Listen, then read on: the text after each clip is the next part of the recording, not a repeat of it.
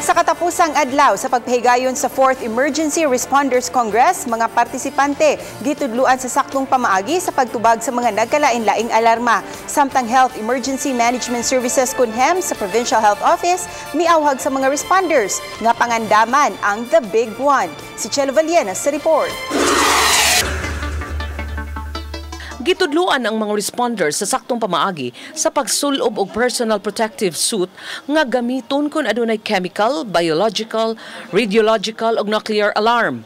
Kabahin kini sa Hazardous Materials Control Operations demonstration.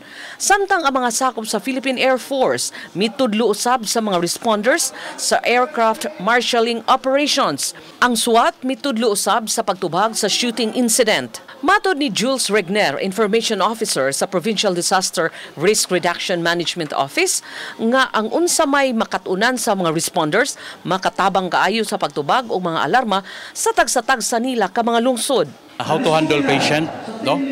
Labi na og dunay gipang pusil, ana.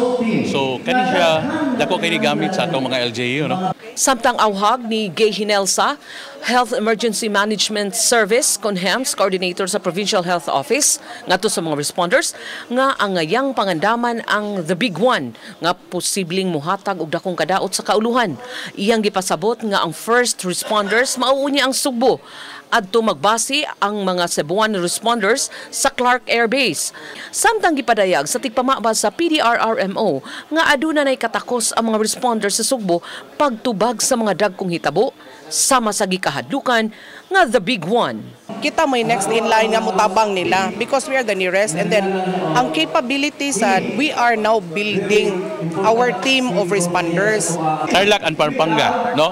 O appeal na sila ang taga Cebu City mo ay moadto dito pag-response if ever may tabo ang Big One. Chelo Valiena, Balitang Bisdak.